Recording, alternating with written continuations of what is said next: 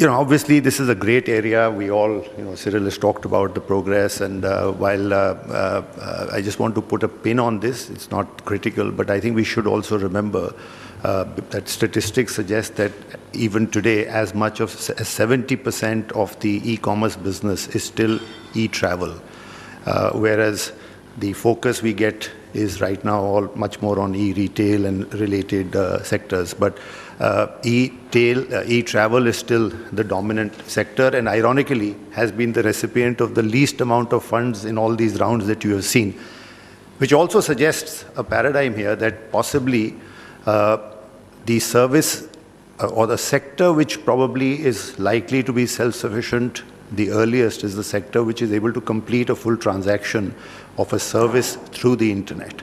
And travel is a classic case in point. Just dealing with the sector, I think there's no question about the fact that the sector has been, the growth of the sector has been a very important phenomenon for the world, for the emerging markets. India is not an exception. It has generated huge amounts of foreign investment flows. It's created employment. While it relied upon technology to start with, it is now actually spurring further technological changes. It is forcing telephone manufacturers and other manufacturers to produce cheaper and smarter smartphones, desktops, tablets, devices which can enable people to use the internet and the gadgets to generate transactions. It has created an entire ecosystem around it of delivery, logistics companies, payment intermediaries, and importantly has also generated huge amounts of data traffic for telecom companies to enable them to move away from traditional sources of voice as revenue. So it has, certainly a great amount of impetus and created impetus around it for the Indian economy. Now, obviously, because of that, it also has a lot riding on it. And on the flip side, just as we reflect on the positives, I think we should look at some of the challenges which are likely to arise and therefore examine the flip side. As Cyril pointed out, and as we all know, technology and innovation can be very disruptive. The e-travel business put travel agents out of business by and large, but that was a small constituent still of business folks. Whereas e-retail at least is suggested to threaten very much the brick and mortar businesses, and particularly small shopkeepers feel threatened by this, and there's bound to be a reaction, which has already in India manifested itself through various petitions that you have seen filed in the courts and representations that have been made to regulators, including the competition authorities. Now, the reason I point this out is that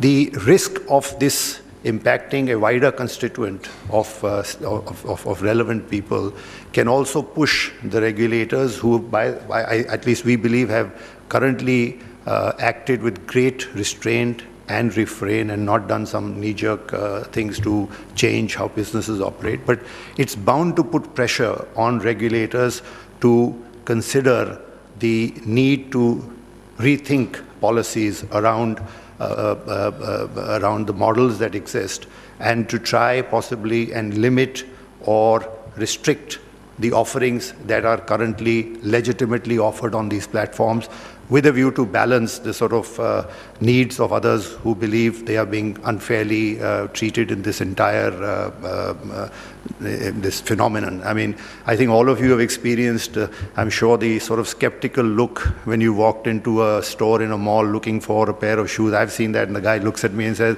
I know all you've come here is to try the shoe and see that it fits, and then you'll go home and order it on the internet at half the price. And to be fair, while the freebies are on and all the gentlemen are all sitting here, why shouldn't we as the customer make merry and enjoy that? But I think at the same time, the criticism from the smaller distributors, the people who are selling apparel, shoes, electronic products, is beginning to get voiced. And now the Leather Association, as you know, has joined this particular clamor. So I think that's an important thing for the industry to reflect on. We also have to recognize, as many reports have said, that almost $20 billion of cash is going to be needed to bring stability to this industry between now and 2020. And given the relative scarcity of capital in India, investable capital, we have to assume a large portion of this is going to come from outside. Therefore, any regulatory change which either impedes the model, restricts the model, or can adversely impact these flows will have not only an adverse impact on the e-commerce sector, but can have a very, very adverse exponential knock-on effect on the entire ecosystem that has been created around it. And that is why this need to reflect is important. Of course, marketplace, we believe, is one opportunity for all the traditional sellers, brick and mortar sellers, to have a new channel of distribution, and therefore the more we partner with them and the more partnerships that are created between e-tailers and the brick and mortar companies, hopefully will reduce the exclusion that these people feel. But I think it's something that the e-commerce and particularly the retail industry has to constantly reflect on. The other issue which Cyril talked about, which I think is also, which all of us know about and have to reflect on, is this question of the over-competitive space creating a huge expectation of discounts and freebies, which is actually creating a very high cost of customer acquisition. And I'm not even sure that the customer, despite all of those freebies, is loyal to a particular website, despite the consumer experience that he gets if the prices are different on another website. And therefore, the question of whether consumer loyalty and customer actually been acquired by a website versus, for example, a television channel where you get some loyalty, customers used to your program, you won't flip overnight just because you don't have a cricket match, he'll still continue with that service. Here, the ability to flip across is so, no pun on Flipkart, but I mean, flipping across makes it easy to, move about between different sites. And therefore, despite all these freebies, where is the customer loyalty going to come from? Now, the expectation is that because of the demographics and the relative growth of the economy here, the younger generation having more spending power, and also dual family working couples who don't have the time to shop at leisure, the inconvenience of travel, travel snars, the cost of travels, the expectation, and I think that it's a reasonable expectation, is that even after the discounts go down and disappear, this will still become an important element. We discussed it in the office. In fact, before this, I asked a number of people, I said, what is the greatest thrill you get of retail shopping today? Is it the convenience, or is it the fact that I sort of cheated the shopkeeper out of $500 because I would have spent the money there? So it's that thrill of being able to actually get the goods at a very, very cheap price. But I think we have to move beyond that in terms of making these sustainable models, and that's, of course, is an economic challenge for the investors to look at. And that's precisely why it's important to also link that issue and reflect on the risk of regulatory change. Because if this is what is going to continue, if discounts continue and companies are going to bleed and have losses, there is going to be a need for real cash. And these are all cash losses. These are not depreciation losses or not non-cash losses in a manufacturing company. You're going to need consistent inflows, and therefore anything that impacts through a regulatory change, the ability to get that money in is going to, as I said, have a multiple effect all over the place.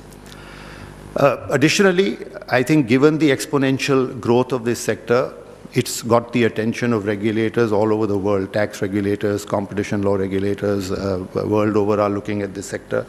And the traditional ways of taxing people are also being reconsidered. I don't know how many of you followed the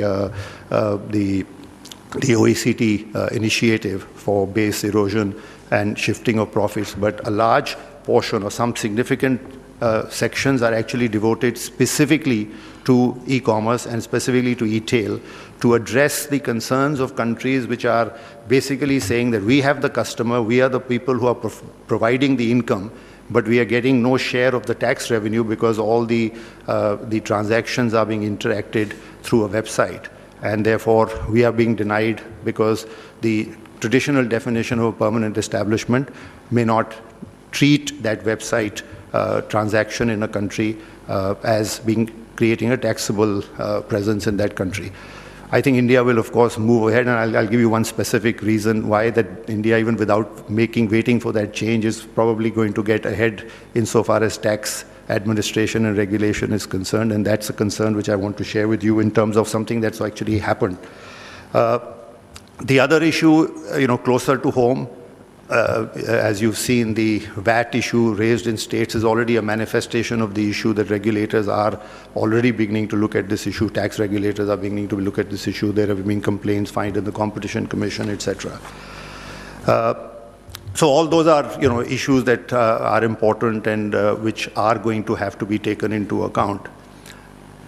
Specific to India and specific to all of you as from a legal standpoint, I think it's very important to be a little cautious about how you balance or how you reflect when you take certain legal actions and how to take into consideration the possible consequences of it. I think most of you must be aware that there is a recent case of the Delhi High Court where in the context of an IP litigation which had to be instituted in a court of jurisdiction, and that jurisdiction was based on where a business is carried on.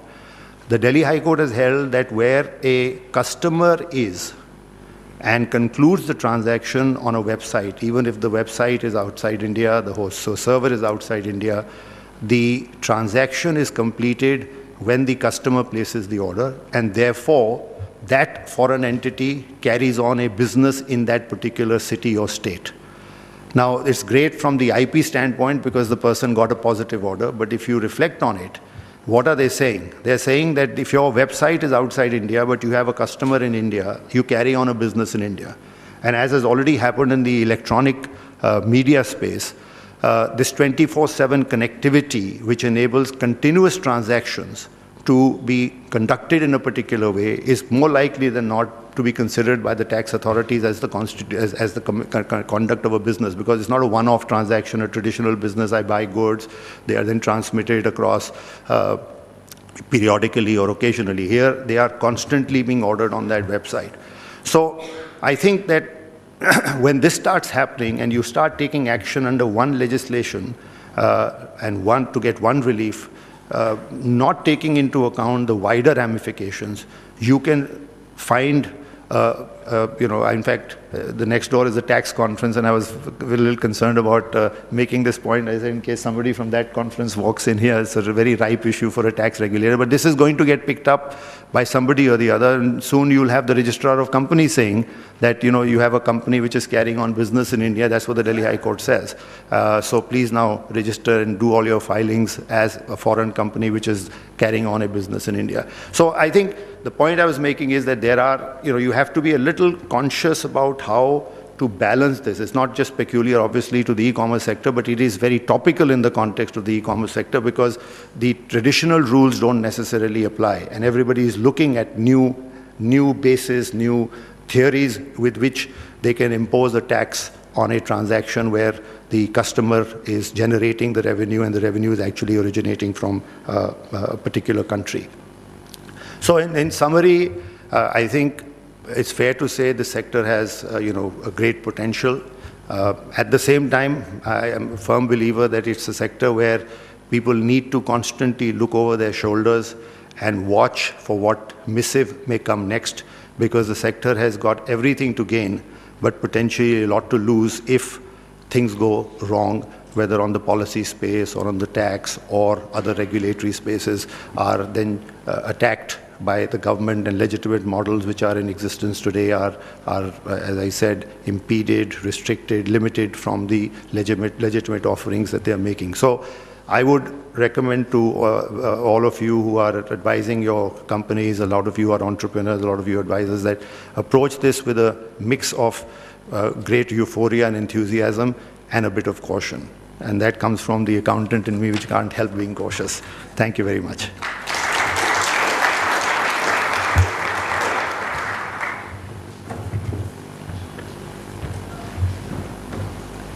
Thank you, sir, for your inputs. With that, may I please request Mr. Daning to please come forward with your applauses, ladies and gentlemen, please. Good morning, everybody. First of all, I'd like to compliment Ajay in this room because he's the only one who's dressed up like a e-commerce, company, somebody in e-commerce. Otherwise, we all dressed up like lawyers in the room, right? So let me congratulate Bitika and Legally for organizing this wonderful session on a very topical subject. The subject of immense importance to all of us in this room for both opportunities it brings as well as for the challenges it has. And also thank you for inviting me to be part of this distinguished gathering. So quite frankly, Indus Law was also a startup not very long ago. So we could relate ourselves to the startup ecosystem except in two ways. A, none of us were school dropouts. And B, no private equity or VC fund ever invested in Indus Law. So it would have been very, and both of you will agree that, it would be very exciting to build a law firm, if a VC or a PE invested in a law firm. So that never happened. So as Mr. Shaw said that the concept of e-commerce has existed for a long time, but we've just seen sort of a frenzy, as Bitika calls it, in the last 5 to 7 years. And that's largely because of the penetration of the mobile-based technologies and the advent of smartphones. So that has made it very accessible, and that's the reason why we've seen a tremendous growth in the last few years. What is most unique about this industry is that the technology has made the typical entry barriers redundant and given the same level playing field to everybody in terms of entry. So things like experience, knowledge, age don't really matter. It's all about innovation. It's all about how you can execute, how well you can execute. So in fact, execution is so important that for every Snapdeal or a Flipkart or Amazon, there are miles ahead. There are hundreds who are running and who will never make it. The forces of technology and competition also change the innovation environment dramatically.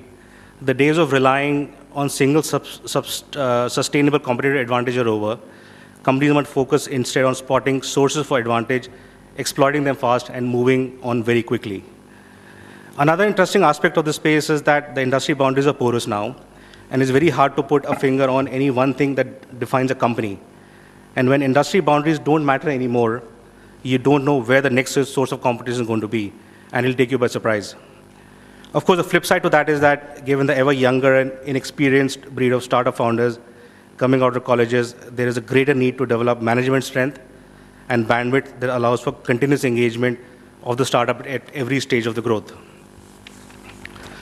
Similarly, from a lawyer's perspective, it is very important that the advice we give is tailor-made to the business model, and also that the investment structures we create are robust enough to ensure scalability, especially when you're advising a company at the seed round or the angel round. It is very important to look through the structure as if the company is going to do an IPO. So that's where I find it's very important from lawyers to give proper attention to those companies at the startup level. Another point I'd like to make is representing the promoters. Sometimes I feel that there is a tendency to give up a lot of rights in the beginning at the temptation of a closure of a financing. However, note that this industry investors back both the idea as well as the ability of the team. And given that the industry is very capital hungry, given that there will be several rounds of funding and the promoter shareholding will go down, it's very important to fight for those rights in the beginning and ensure that there's equilibrium between ownership and control. So for lawyers, the industry brings immense opportunities, but it's important that we keep pace with its growth. It moves very fast. Whenever I go to my clients, every time there's something new happening. I've seen companies grow from 0 to 5 billion plus in 2.5, 3 years. It's extremely challenging. They keep coming up with new ideas. There's a lot for us to do. And also it's very heartening to see some industry stalwarts like Rajendra joining the industry. It's good because the industry does need mature professionals to see the growth. So I'm sure there'll be a lot of takeaways for you through the day. There are several sessions which discuss the entire sector in sort of in a 360-degree way. And I'm sure after the days of deliberation and exchange of ideas, we will have a lot of takeaways. And thank you again, Legally, for bringing us together.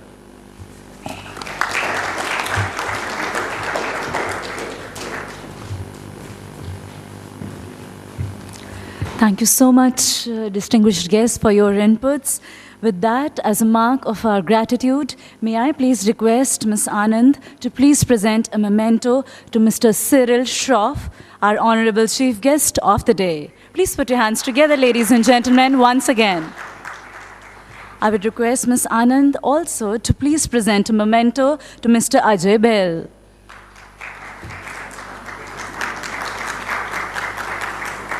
Thank you for those applauses. And I would like to request her once again to present a memento to Mr. Gaurav Dani.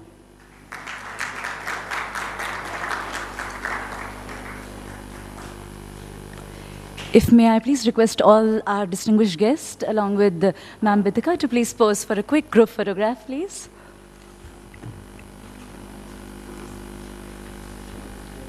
And I want all of you to please extend one more, a loud round of applause.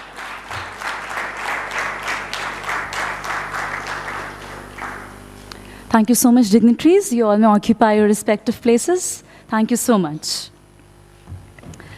Well, what a knowledgeable session, ladies and gentlemen, isn't it?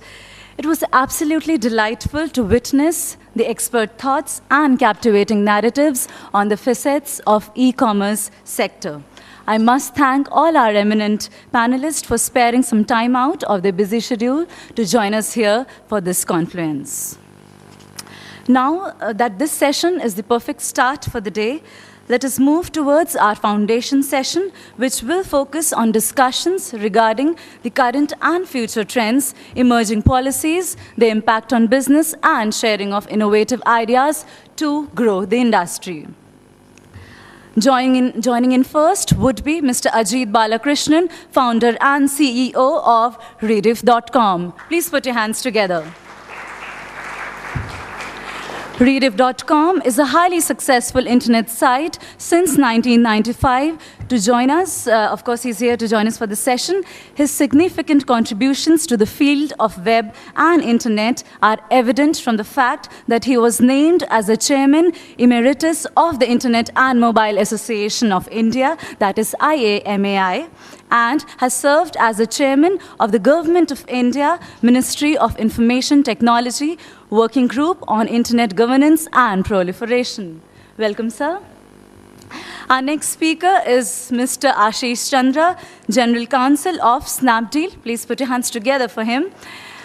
Mr. Chandra is a seasoned lawyer and a qualified company secretary with years of experience across media, internet, telecom, and technology industry. In his short tenure at Snapdeal, he has closed multiple financing rounds aggregating approximately $1.5 billion and completed more than 10 acquisitions. He is also the chairman of the e-commerce committee of CII Delhi.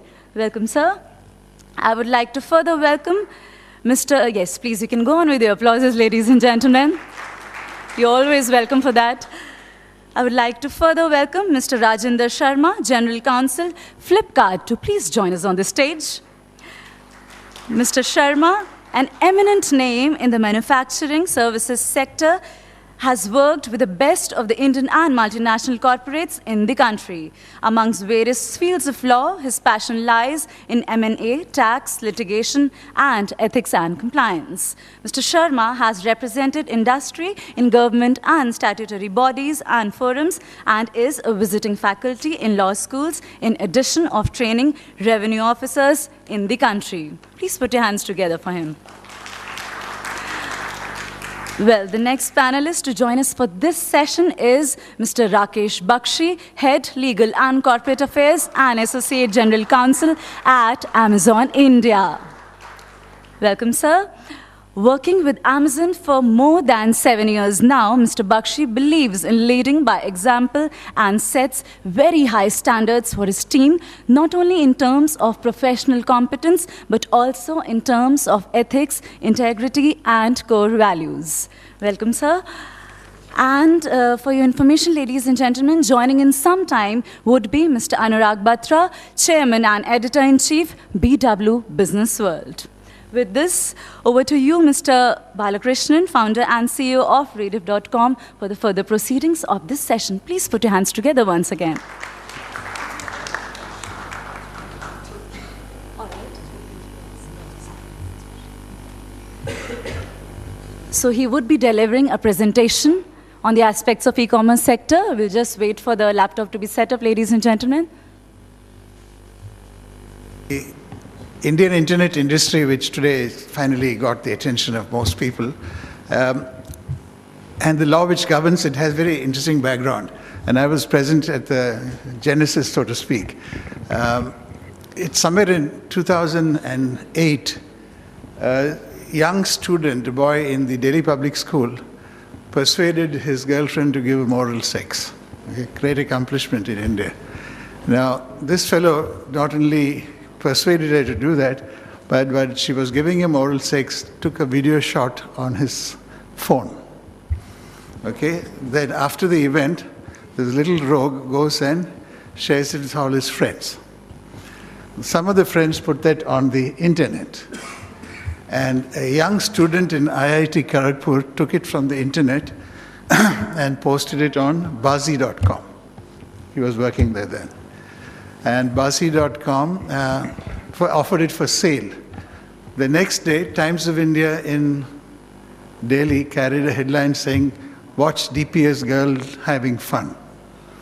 Now, as it so happened, the parents of both of these creatures were very high-level bureaucrats, if I remember, in Delhi. Okay, so they told the police, "Do something. Our daughter's name is being defiled."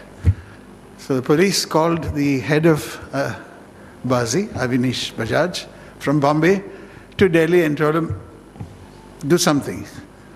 But by the time he gave them any explanation, there was such pressure on them, then they put Avnish into Tihar jail. And everyone thought that ended the matter. But the fun and games only started because it was soon discovered that Avnish was an American citizen. He had become one the previous 6 months. Okay? And then it was discovered that Bazi.com had just been acquired by eBay, which was headed by Meg Whitman, who's half a politician and half an executive, and her best friend was Condoleezza Rice, the Secretary of State in the United States. So see how events cascaded within 5-6 days. So Condoleezza calls up the government of India and said, "What do you think you're doing? You're imprisoning one of our citizens. And not only that, an American company is now in trouble." So the Prime Minister's office calls up the Ministry of IT and said, "What the fuck, forgive me, are you guys doing? Do something. There's an international crisis now." You remember all this? He used to be working there. So they called me and the next said, "Please come to Delhi. Please explain what we should do."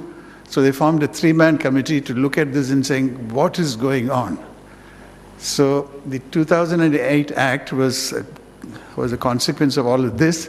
So some of us pointed out that, you need a crucial element inside. You need a new entity has been born. It is called an information intermediary, and that needs to be put into the Act. I wrote that section myself, and I told my bureaucrat friends and others, "Trust me, it is needed." They said, "Are you sure?" I said, "Yes," which I just recounted. Then 3 kids who were working in Citibank's call center in Pune, okay, went and sold some customers' credit card numbers and took that money out. So we needed to do something more about that in terms of the Act to catch guys who can do that kind of stuff. Recently, not that long ago, there was some Twitter threat to people who live in Bangalore from the Northeast. During 1 week, 30,000 Northeast people took off, panic, returning back, saying they were threatened with killing. And of course, the Palghar girl, when Bal Thackeray died, most westernized newspapers caricature Bal Thackeray, but if you live in Bombay, he's an icon for lower middle class Maharashtrians and a center of their aspirations. So one poor girl wrote something saying, "What is this big deal about Bal Thackeray dying?" She invited the wrath of all her friends, and there was chaos in Palghar. The local police went and arrested her. So they're causing yet another confusion. And finally, a new thing which not yet has come to India, but trust me, will soon be, it is discovered that the US intelligence agencies have backdoor access to people like Facebook and Google and are spying on international and foreign leaders and citizens. It's about to break in India, in my humble opinion. It's about to break. I've got about 3 calls from government officials saying, please explain what is going on. Now, the core of all this is, the state today, the Indian state or the US state or any other state today is struggling to deal with this phenomenon called the internet. Partly because in the 18th and 19th centuries, the nation state was a new entity created. It didn't exist before. A nation state was seen to have absolute right over its geographical territories. It was first put together by Bismarck uniting Germany. Later it happened Italy and so on and so forth.